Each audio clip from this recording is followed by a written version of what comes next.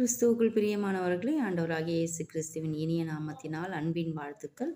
இன்றும் உங்களோடு கூட யாத்ராகமும் 4வது அதிகாரம் 15வது வசனத்தில் வாயிலே தேவன் என்கிற தலைப்பில் ஆண்டவருடைய வார்த்தையை பகிர்ந்து கொள்ள விரும்புகிறேன். நீ அவனோடே பேசி அவன் வாயில் வார்த்தைகளை போடு. நான் உன் வாயிலும் அவன் வாயிலும் இருந்து நீங்கள் செய்ய வேண்டியதை உங்களுக்கு உணர்த்துவேன்.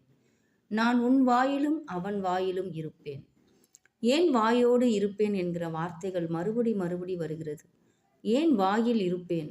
ஏன் வாய்க்கு அவ்வளவு முக்கியத்துவம்? ஏனென்றால் மோசேயின் வாய்தான் 45 லட்சம் பேர் இஸ்ரவேல் ஜனங்களை எகிப்திலிருந்து விடுதலையாக்கப் போகிறது. அதாவது அவன் வாயிலிருந்து புறப்படும் வார்த்தைகள் தான். ஒரு நல்ல விசுவாசிக்கு, ஒரு நல்ல தேவ மனிதனுக்கு எதினாலே தேவன் இருக்கிறார், எதிலே தேவன் இருக்கிறாரோ இல்லையோ அவன் வாயிலே தேவன் இருக்க வேண்டும்.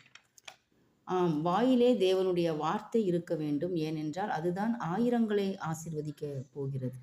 அதனால்தான் தேவன் நான் உன்னோடு எங்கு இருக்கிறவனோ இல்லையோ உன் வாயில் இருப்பேன் என்று தீர்மானமாய் சொல்லுகிறார்.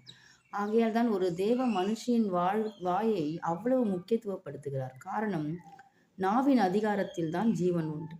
வார்த்தை தான் தேவன். அதாவது தேவன் வார்த்தையாய் தான் இருக்கிறார். உங்கள் வாயில் தேவனுடைய வார்த்தை இருக்கின்றது என்றால் உங்கள் வாயில் தேவனே இருக்கிறார் என்றுதானே அர்த்தம்.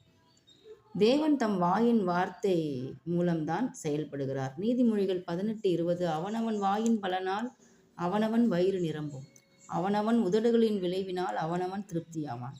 உங்கள் வாயிலே தேவன் இருக்கிறாரா? அப்படி என்றால் உங்கள் வாழ்விலே தேவன் இருப்பார். ஆசீர்வாத வார்த்தைகள் பாலைவனத்தை சோலைவனமாக்கிவிடும், வறண்ட நிலத்தை ஆறுகள் பாய செய்கிறது. வார்த்தைகள் வாழ்க்கையை மாற்றி போட்டுவிடும், தேசங்களின் திசையை திருப்பிவிடும். ஆகையால் தான் நான் உன் வாயோடு இருப்பேன், உன் வாயிலே இருப்பேன் என்றார் நல்ல தேவன். ஒருவனுடைய வாழ்வு சரியில்லை என்றால் அது உங்களை தான் பாதிக்கும். ஆனால் ஒருவனுடைய வார்த்தை சரியில்லை என்றால் அது அநேகரை பாதிக்கும். கர்த்தர் தாமே இந்த சத்திய வசனத்தை ஆசீர்வதிப்பாராக. ஆமென்.